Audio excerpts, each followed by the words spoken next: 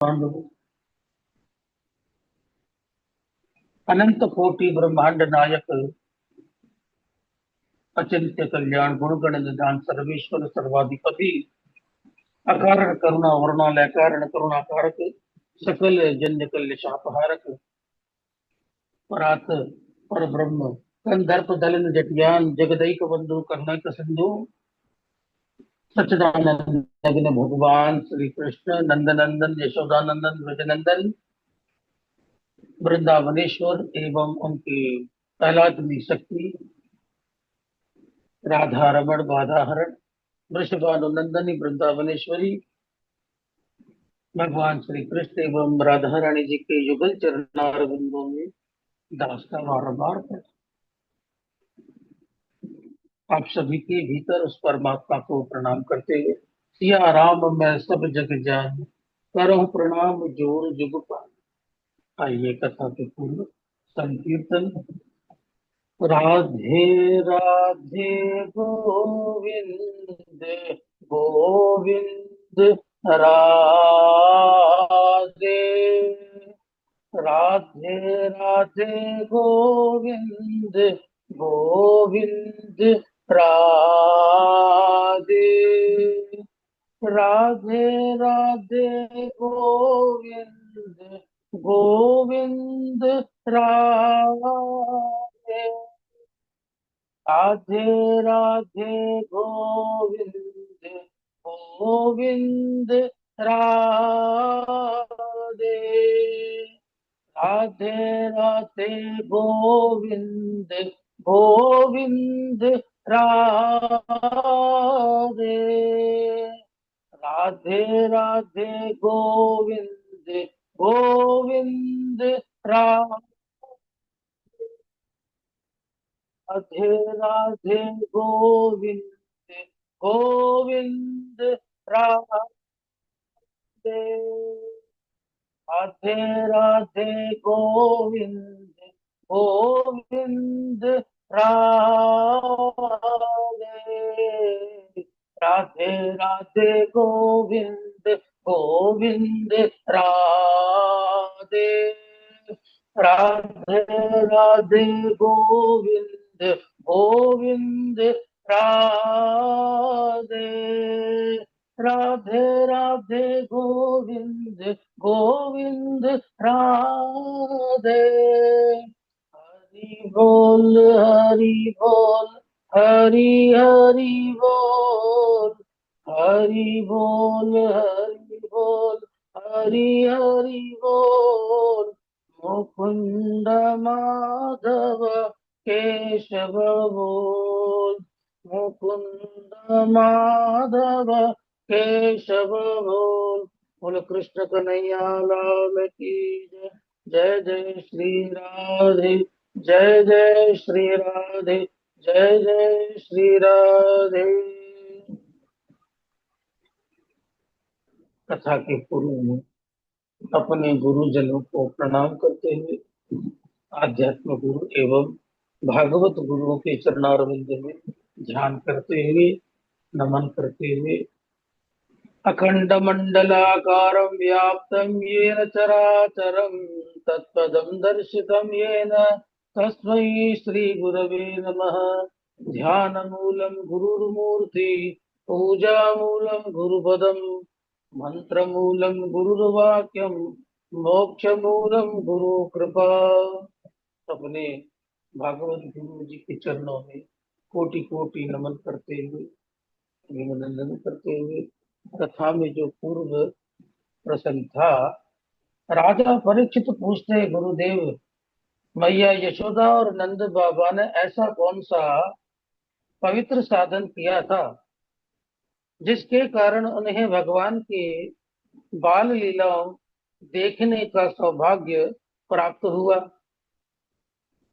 जो लीलाएं वसुदेव और देवकी को देखने को नहीं मिली। आज का जो प्रसंग है यमलार्जुन का उद्धार। श्री सुखदेव जी कहते हैं द्रोणो वसूनां प्रवरो धरया सह भार्यया करिष्यमाण आदेशान् ब्रह्मणस्तमुवाचः। परीक्षित, नंद बाबा पूर्व जन्म में द्रोण नामक के वसु थे। यशोदा जी धरा थी। ब्रह्मा जी के आदेश देने पर जब इन्होंने भगवान श्री हरि की आराधना की, भगवान श्री हरि प्रसन्न हो गए। भगवान से इन्होंने वरदान मांगा, हमें आपकी बाल लीलाओं का आनंद प्राप्त हो।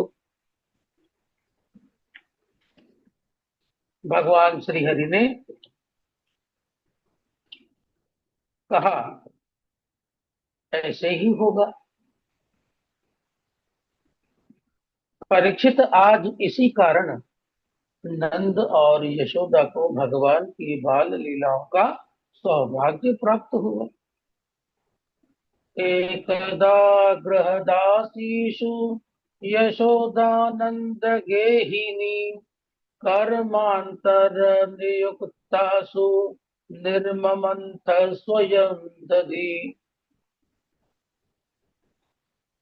एक दिन मैया यशोदा घर की अन्य दासियों के दासियों को दूसरे कामों में लगाकर स्वयं दधि मंथन करने लगी।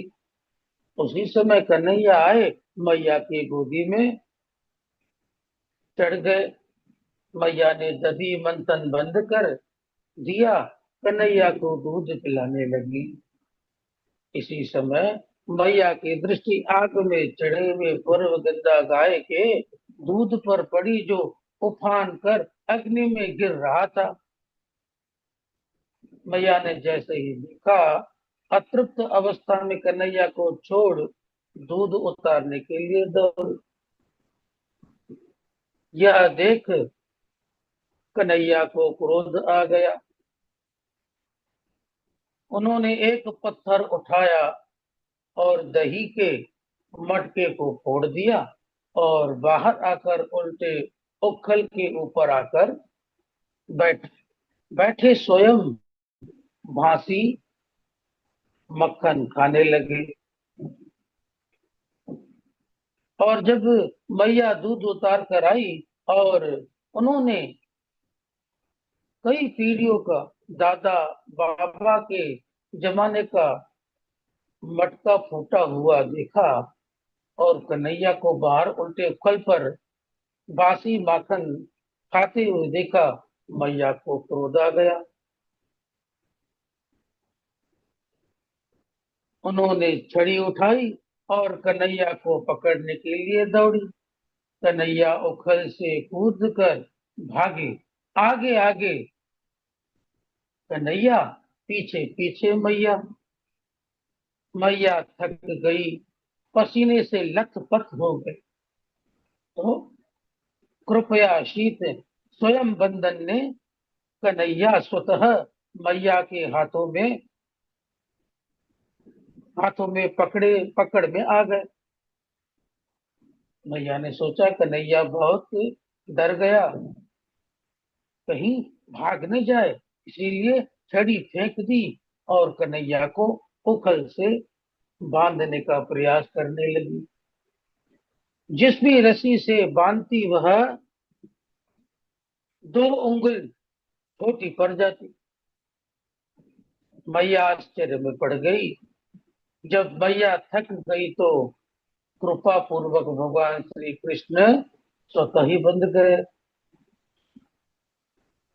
मैया जब घर के कामों में लग गई तो कन्हैया की दृष्टि सामने खड़े हुए 2 यमला अर्जुन के वृक्षों पर पड़ी, जो पूर्व जन्म में कुबेर के लड़के नल कुबेर और मणिग्रीव थे।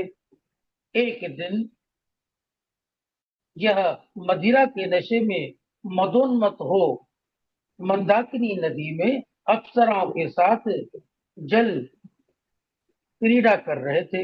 उसी समय देवर्षि नारद वहां से निकले। अप्सराओं ने देवर्षि था तो वस्त्र पहन लिए, परंतु ये दोनों उसी प्रकार जल क्रीड़ा करते रहे, जिससे देवर्षि नारद को क्रोध आ गया। देवर्षि नारद ने कहा, तुम वृक्ष के समान खड़े हो, जाओ वृक्ष हो जाओ।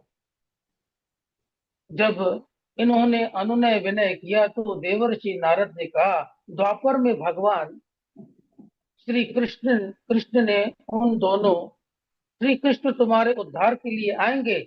आज भगवान श्री कृष्ण ने उन दोनों व्यक्तियों को देखा तो धीरे धीरे उखल को घसीटते हुए इन वृक्षों के पास पहुंच गए। स्वयं तो वृक्षों के बीच से निकल गए, परंतु उखल तिरछा हो फंस गया। कन्हैया ने थोड़ा सा जोर लगाया, जिससे वृक्ष जड़ से उखड़ कर गिर गए। उनसे तो दिव्य पुरुष प्रकट हुए। उन्होंने हाथ जोड़कर भगवान की स्तुति की। वाणी गुण गुणानुकथने श्रवणो कथायाम हस्तौ च कर्म सुमनस्तव पादयोर्नः स्मृत्या शिरस्तव निवास जगत् प्रमाणे दृष्टि सताम दर्शनेस्तु भवतनुनाम।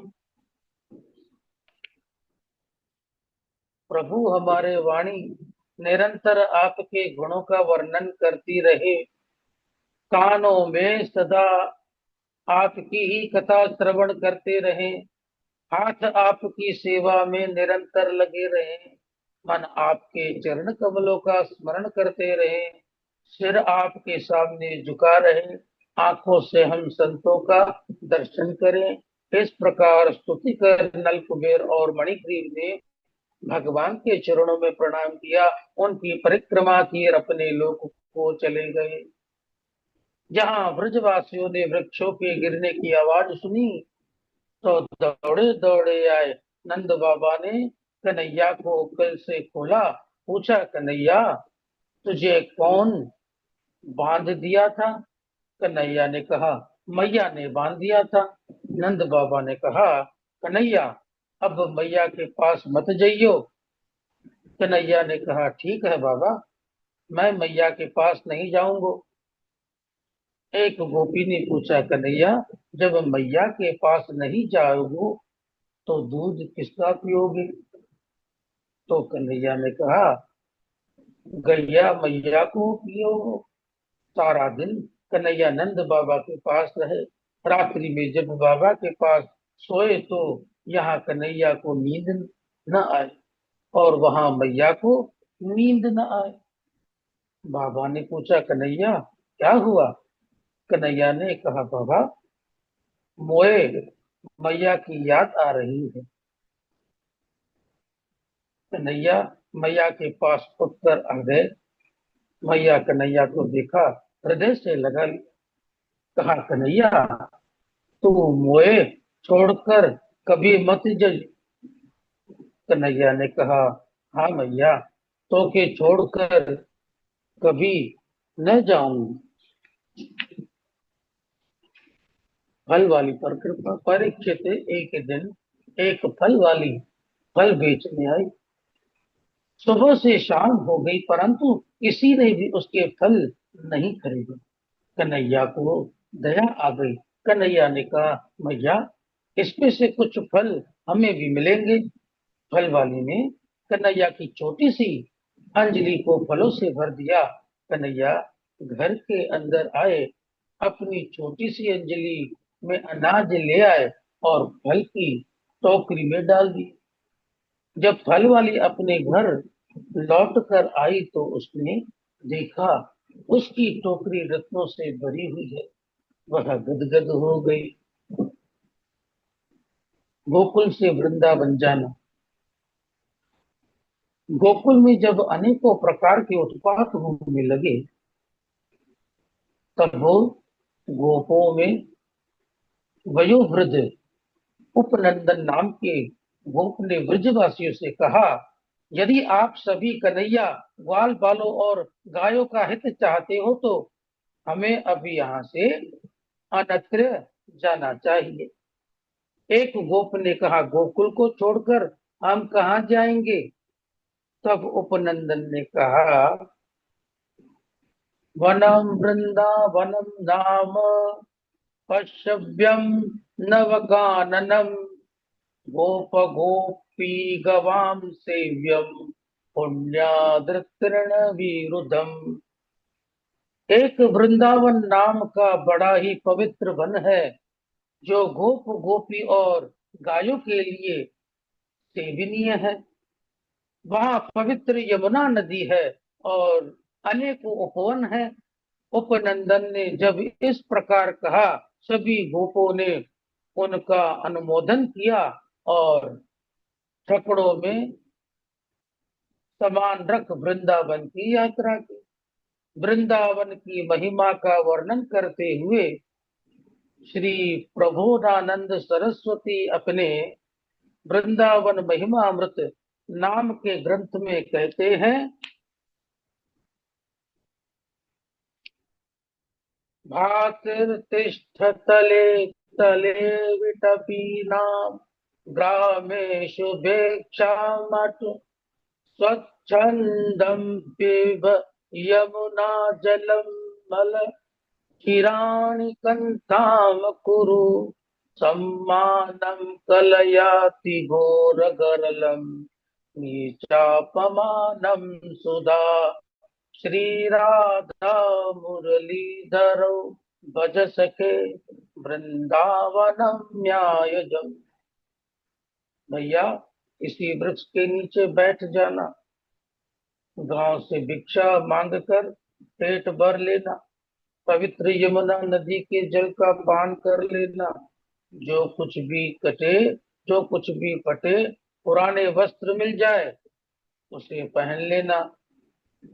सम्मान को घोर विष के समान सम्मान को घोर विष के समान समझना और नीच के द्वारा किए गए अपमान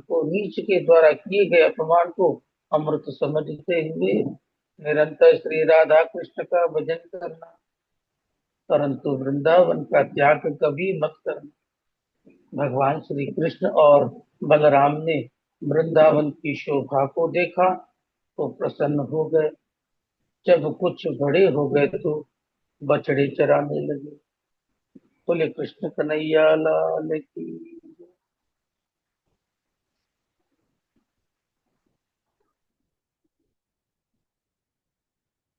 गुरुवर यहीं तक। अच्छा अच्छा, ठीक है ठीक है। गुरुवर आज ठीक था कल से? हाँ हाँ, श्लोकों में कोई दिक्कत नहीं थी आज। जी गुरुवर। हाँ।